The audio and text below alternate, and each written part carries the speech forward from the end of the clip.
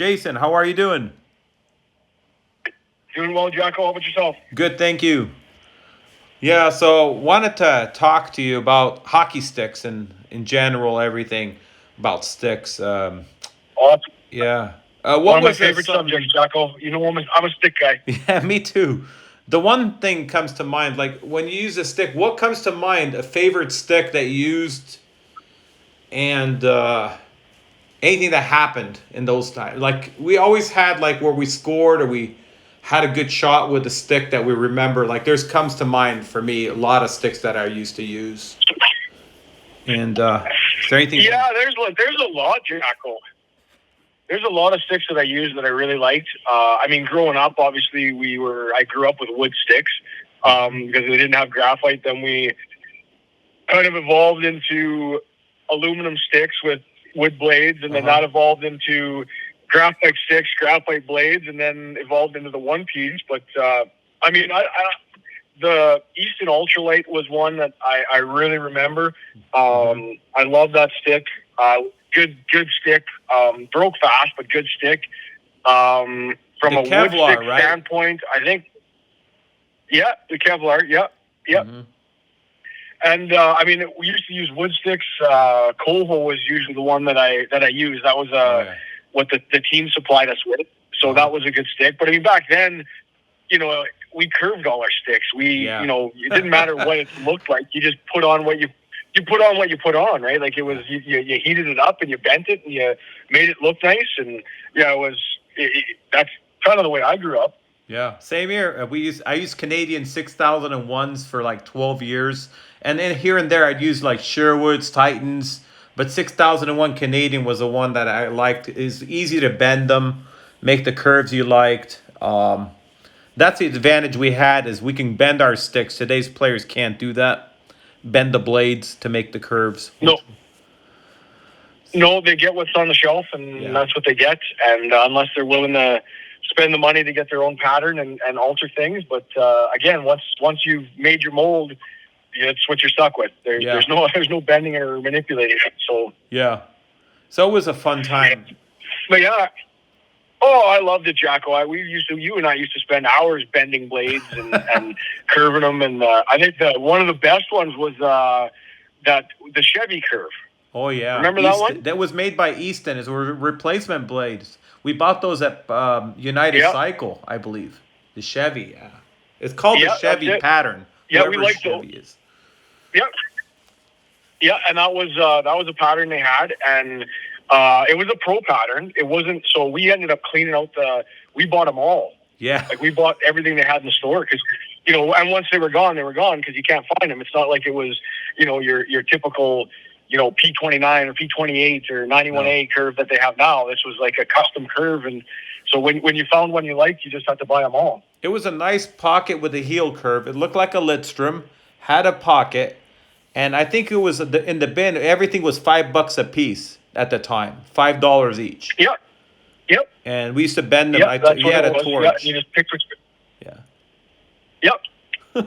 Yeah, that's what. Yeah, I remember those. Yeah, those are back in the good old days where we would go to go to United Cycle and pick $20 worth of sticks and bend them, curve them, and then go to Parkland and try them out for 4 or 5 hours on the ice. Yeah. And yeah, it was great. Yeah, we had all that ice time, and we took like the heat gun. We had all these blades there, and we had a heat gun, we had a torch, we had the files, saws, we had everything lined up outside. We just hop on the ice, shoot, try it out, then go back out, bend it a little more. It was a fun time. That was a fun time at Oh Parkland. yeah, yeah. Another good stick that I liked was it was like a green, like a lime green, and I think it was made by Innovative. Do you remember that The one? 3000. Could be. It had a It was a lighter concave. It green had a color. concave Shaft shaft, was right? It was bent in the shaft a little bit, like had yes. you could grip it. Oh yeah, that was the best. Yeah, yeah. So your hand fit like just perfectly in that shaft, and it was a nice light shaft. The kick was really nice.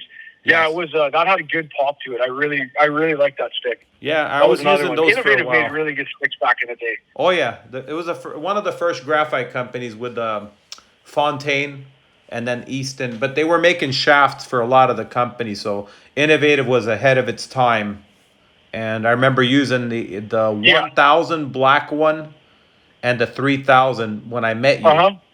I think that was what I was Yeah. using. I mean, up at that time. Yeah. Back then, Innovative.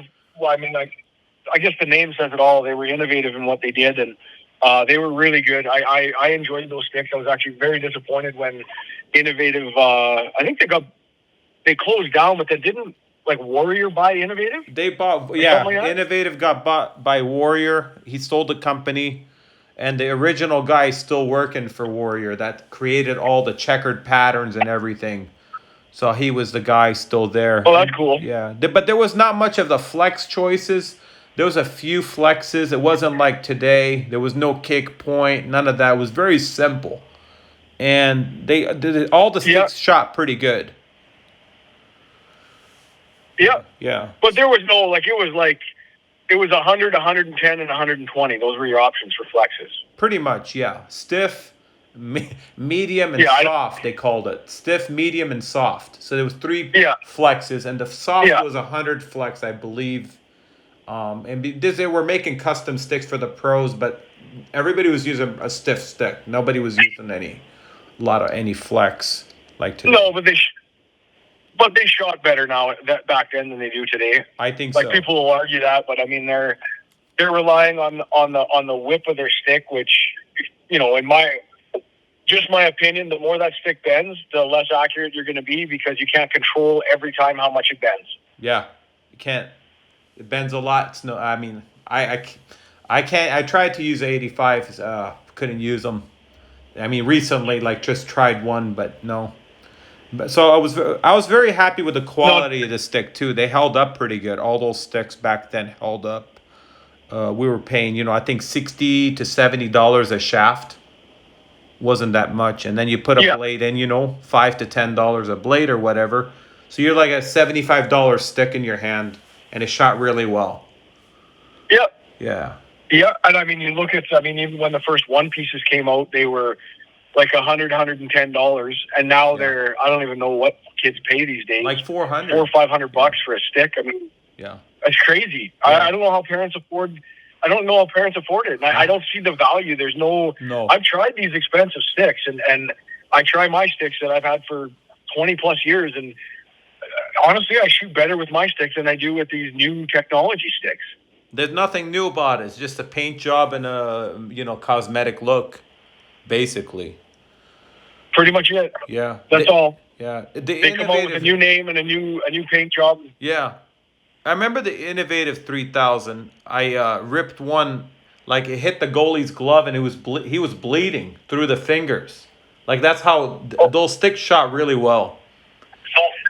And it had like a. Oh yeah, well I remember we were Kevlar. skating at Parkland, and yeah. Oh, And I at remember you Parkland, were I was skating at using the Parkland green one or and- the black one. That I think it was a black one. One of the two. Yeah. And I remember it, and it was the Oilers goalie and Edmonton Oilers goalie, and I'm 99% certain it was Tugnut. Oh, that. And you came in from the blue, like came down and you wired one and then hit him like, just in that crease of like on his pad, like where it needs to skate. And you blew the feet out from underneath him, and he just smoked his head on the ice, and everybody was making fun of him because it looked like a bowling pin just getting smacked over. I didn't know who he was. He had a white practice jersey on, and he had like the Oilers pants and the pads, but I didn't know who he was. But I just shot it like it was lower left from top of this, like entered the blue line. I was coming down the right side, and I ripped it like low left corner. And it just hit him like where that thing bends. And I remember him going down. But then I didn't like laugh or nothing. Because Yeah. I didn't want I didn't say anything. But I think I was using the black. No, you didn't have to. Everybody else was.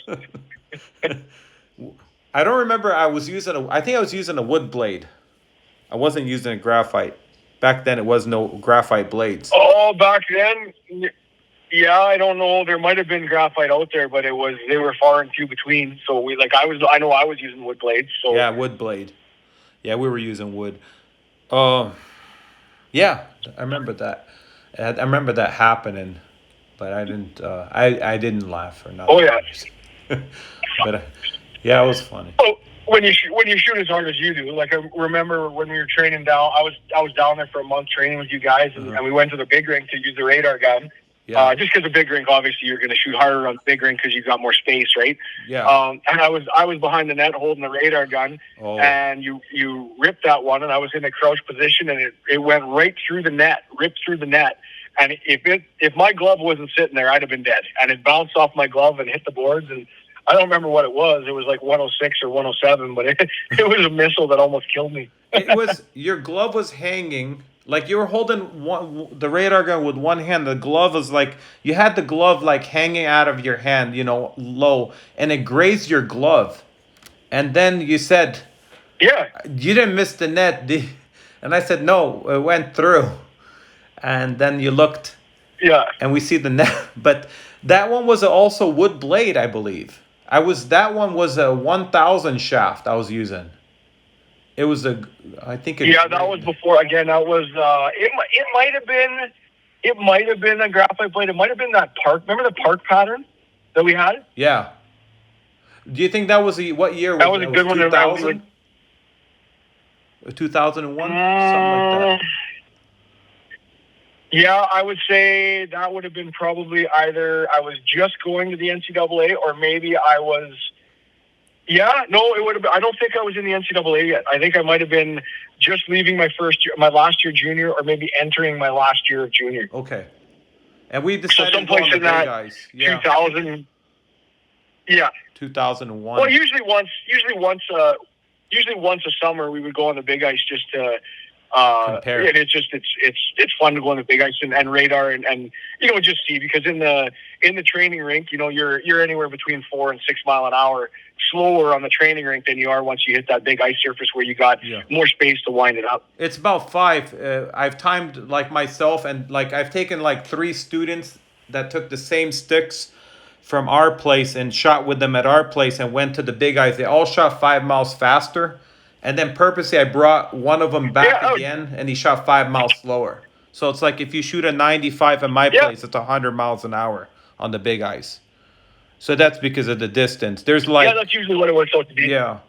10 more feet, and then in the net. Well, you get a little bit more speed going into it as well, right? Yeah, absolutely. Because I have enough just barely at the blue line, so most of the time you go back, and then also the puck is laid back, which gives it more speed to go in, that generates more speed.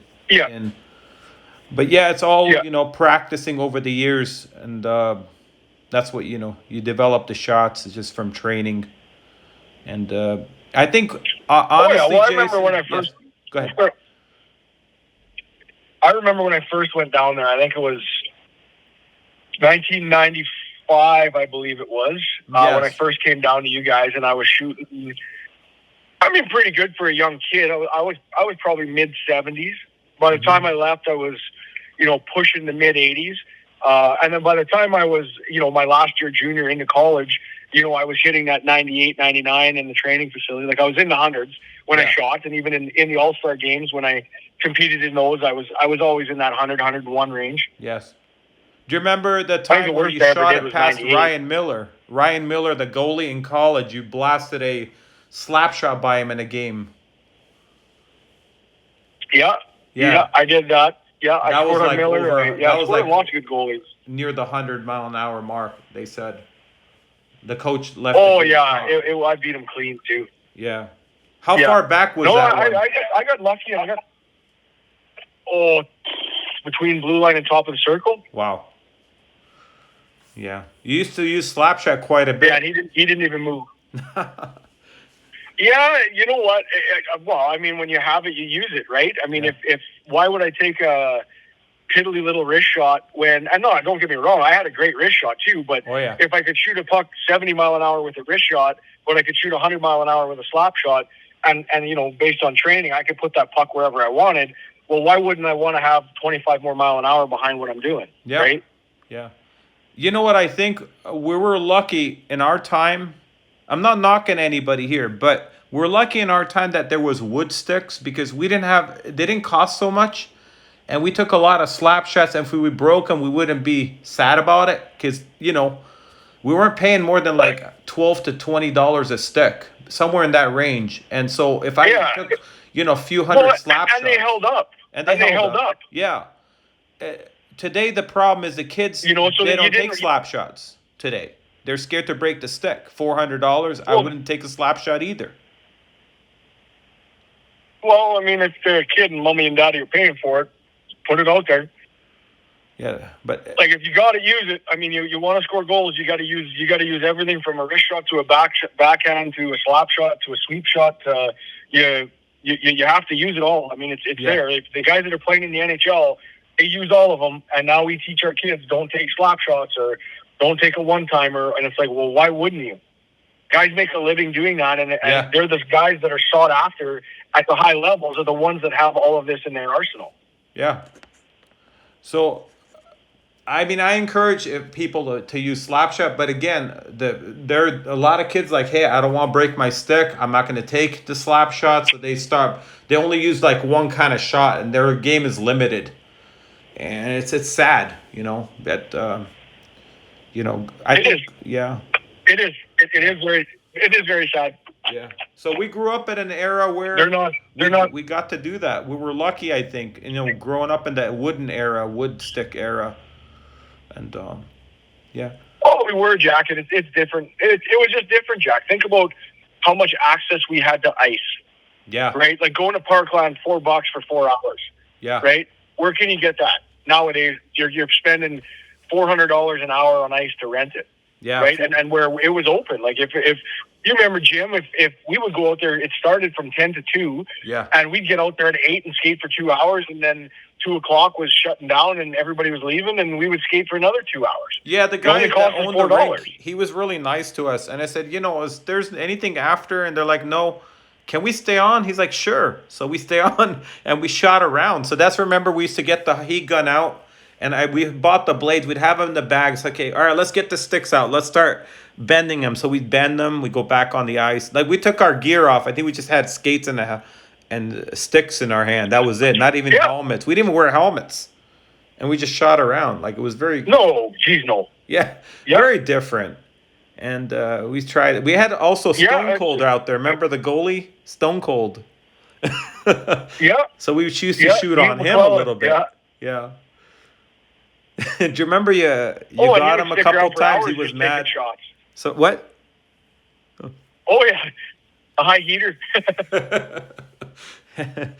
Yeah. So it was. he was a great guy. Yeah. Yeah, it was a good time. We get to test our sticks against Stone Cold. We test the shots out and see. It's fun time. Oh, and he was a good goalie too. It wasn't like he was just a beer league bum. Like he was a good goalie. He was a minor leaguer. He played. I don't know if he played any exhibition games in NHL, but I don't remember. But I know he played AHL a little bit. No, I don't think so.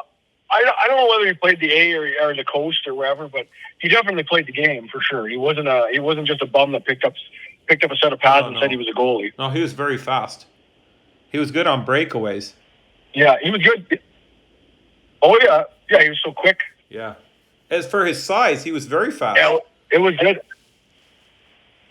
Oh, he was a big man. Yeah, he was a big guy. Yeah, and he moved like a cat. Yeah, he was good. All those guys that we skated with were quality guys and quality players. So yeah, everybody took slap shots, and we all shot from everywhere. Nobody ever complained, hey, why are you taking a slap shot from any distance? We shot from top of the circle, from the face-off dot. Nobody cared. It was part of the game. You wind up and you shoot. No one ever said, hey, don't take a shot. It's part of the game. No, that's the way it was, Jacko, back then. It was everything was just part of the game, and when you trained like you were playing in a pro game. Yeah. All you the didn't guys take it wound easy up. because the guy was the weaker player or anything. You wound it up and you let it go. Yeah. And nobody said anything. And goalies didn't complain. No, not Nobody at all. complained. We just did it. That was part of it. Yeah. Even when I cut one guy's hand, he didn't complain. He just had to go get some medical attention, and came back. But he was like, part of the game. They just knew it. If you got hit in the collarbone, that's part of the game. Just like that was. Now, you were not trying to aim at his head or nothing, but sometimes it happens where it goes certain spots. And finds its way, but they never got offended. You know what? The puck bobbles a little bit or whatever, and then one gets away on you. It didn't happen very often, but you know, No. it's just the way it went. Yeah, yeah. It was very, and like when you played back in the day. Today, kids have to buy their sticks in junior hockey, which is sad to see. But when you played and I played, how many sticks did you get a year usually? There was no limit, but I don't know. Like I know in college, I think I got 72 a year, and if I ran out, they just ordered me another couple dozen. You had the one piece in college, correct? Like there was At no the time you were in there, or you were using blade and shaft still? no shaft and blade to start. I had my pattern in CCM, and I was using the shaft and blade, and then the one pieces came out, and I kind of evolved into the one piece. But I mean, to this day and age, I'm a shaft and blade guy. Like a graphite shaft, graphite blade is the best for me. I still use blade and shaft, and the kids look at me like, "What is this?" I said, "Well, this is what it used to be." And today, you know, the one piece, the kids don't know about a blade and shaft. And I think one day, where the sticks are going to be so expensive that they're going to come back to blade and shaft. I have that feeling it might happen. It might make a turnaround. I don't see there being a difference, Jack. Like there's no, to me, like I said, I've used these one piece shafts, and I've used my own pattern in one piece. I've used it in a shaft and blade, and from a kick, from a feel, from an everything standpoint, I much prefer the shaft and blade. But you did have a favorite might not one be piece as stick. Do cool. you remember in college they made you, and you got 6 of them for me, was the Bauer 20. And it was made by Innovative. The original Bauer one piece, the very first one piece Bauer made was made by Yep. Innovative. The X double X. Do you remember Yeah, that? Double X, the Bauer 20. That was the best stick that I've ever What used. color was That it? Was it a maroon The or was feel, it the a? pop, no, black and blue. There was one that was kind of maroon. Was it black or was it like a dark maroon? Like it was hard to tell with the weave, but it had that the very No, first one piece. my The one that oh you turned the Drury curve into it. You formed the curve into the Drury curve.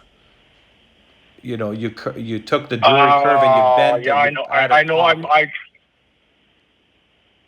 Yeah, it was an Easton stick that I made that out of. Yes. And then you sent it Wasn't the- in, it and wasn't the Bauer stealth. made you the one piece. That was probably the best Yeah. one piece sticks at the time that came out. Oh, and Jack, to this day and age, that stick was probably the best stick I put in my hand. Yeah. But again, it was a two piece, right? Like Yeah.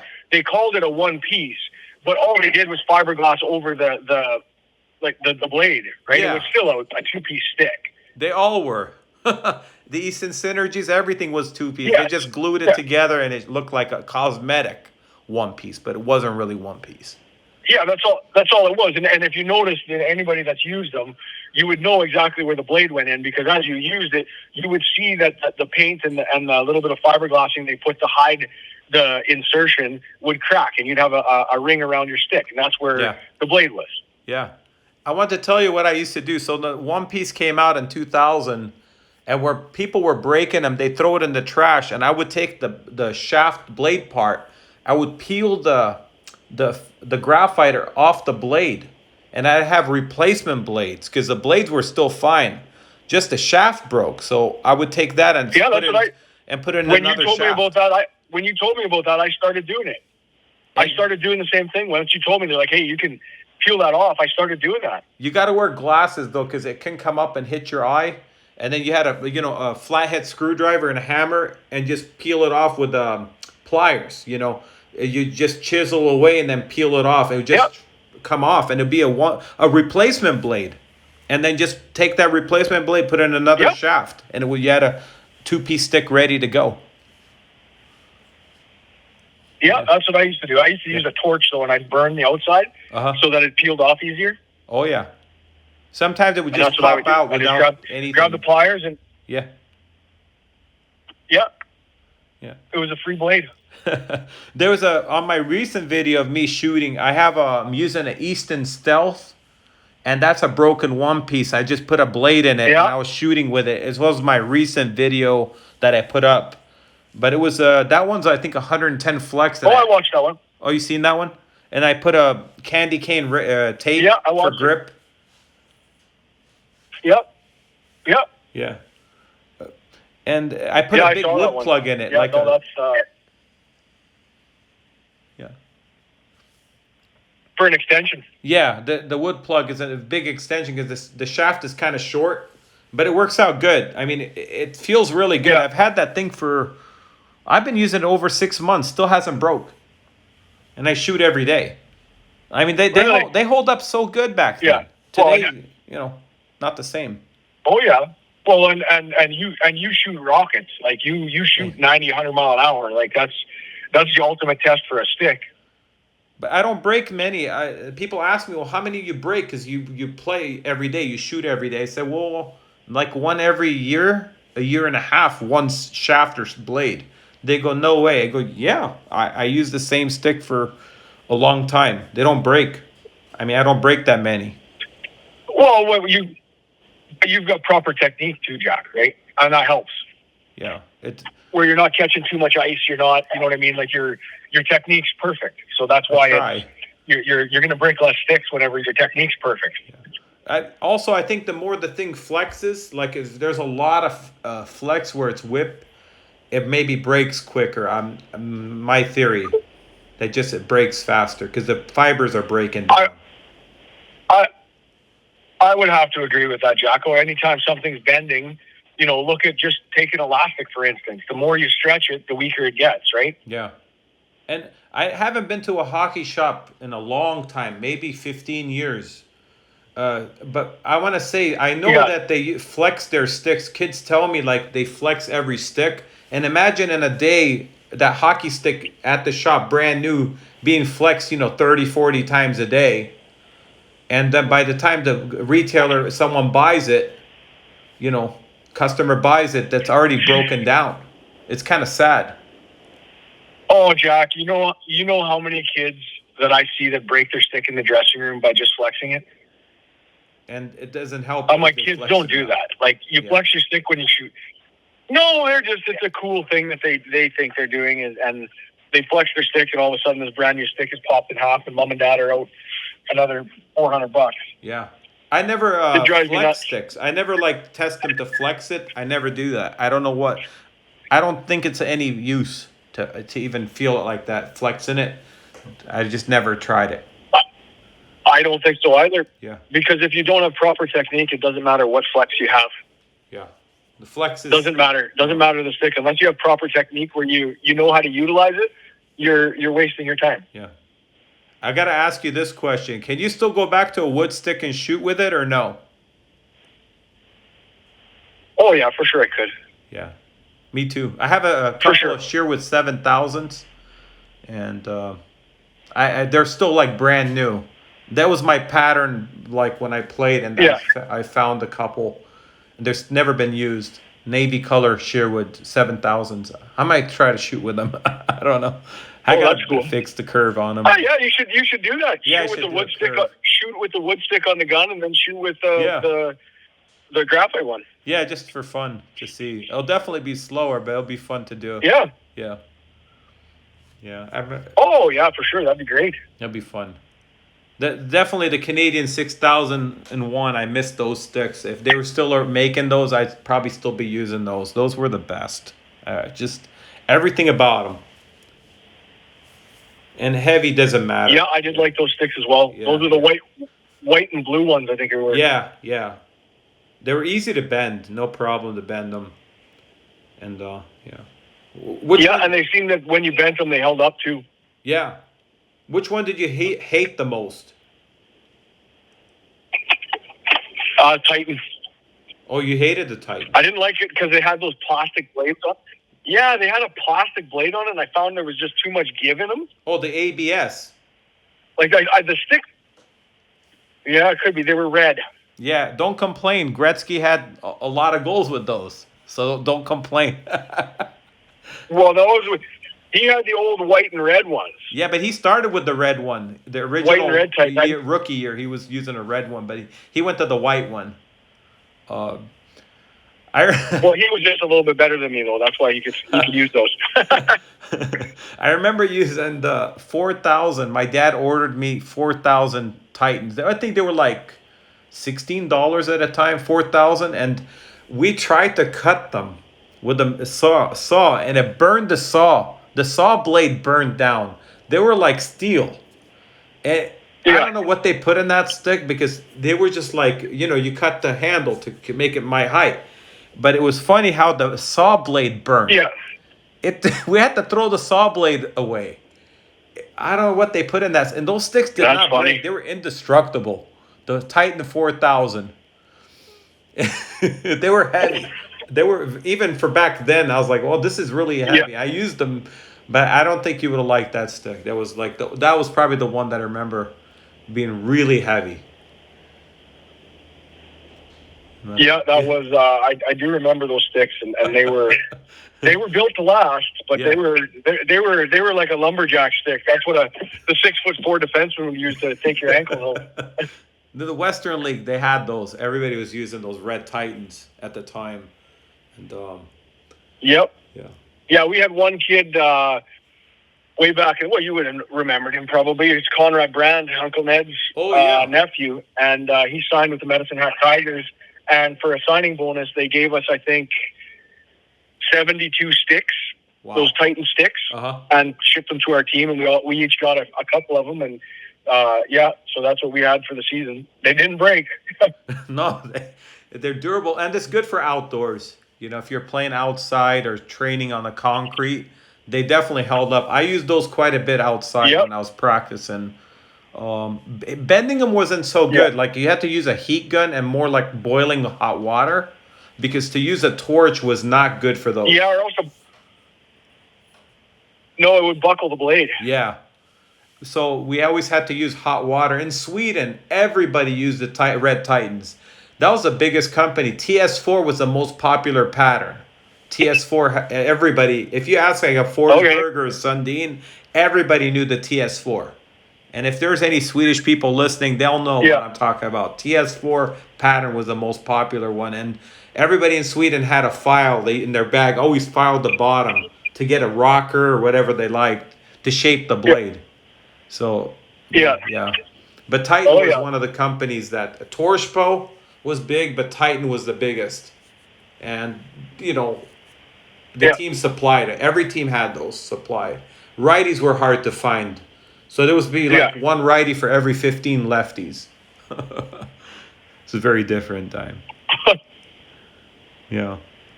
Hey, man, it just goes by era. Because sometimes there's a surge of right-handed shots coming through and no left-handeds, and then there's all left-handed, no right-handed. Yeah. It's weird.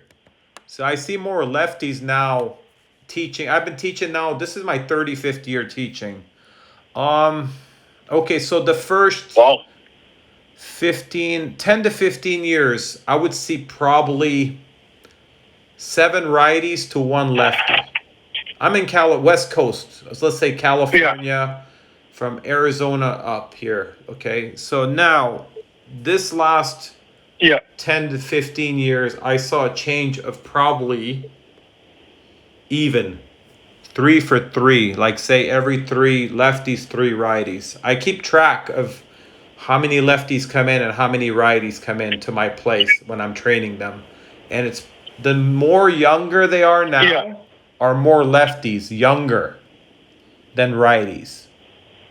Yeah. The younger, like I'm talking 11 and under. Interesting. Yeah. But like you're talking like 35 years ago, I would see like 1 lefty for every, 7 righties. I don't know how that happens, but I notice a change. And I've had only one adult that shot equally good righty and lefty. There was only one guy out of like, I've had 12,000 players I've worked with. So one guy. Yeah. But that's an interesting, I don't know, in Canada was a lot more lefties. But you know, in the West Coast back in the day, no, it was almost righties. So I don't know how it is now up there. Yeah. Yeah, it's very different. I haven't even really paid attention to that, Jack. No, I keep track. I might 'cause, actually they look come at my in and girls' I team see. and ready as lucky as I have. Yeah, you don't know it's on the team. I mean, like when I played in Sweden, I think I've never there paid was attention to only it. one or two righties on the team, so our selection of sticks was very limited. We got whatever we can get because we didn't have it. Yeah. They didn't have that many patterns in righties. Yeah. But lefty, man, I just put the stick to the mirror and look at it like as a righty, you know, a reverse curve, and I could see, wow, oh man, I wish I had that Yeah. curve. Yeah. So, and I even tried to change some Yeah. blades, like they were like straight already, little left. I tried to bend them to make them righties because they were just hard to find sticks back when we played there. You know, back when we're talking late '80s. Yeah. Yeah, yeah, very different Yeah. times. You got different eras, right? Yeah, yeah, yeah, yeah. Interesting. I mean, just you know, interesting times for sure. Yeah. Thank you for coming on and talking to me on my channel. Oh, yeah, absolutely. It was fun. Fun sharing the stories. Yeah. Hey, anytime, Jocko. Yeah. Have a great You weekend. take care and you have a good weekend. You too. Thank you. See you. Thanks, buddy. Thanks. Bye.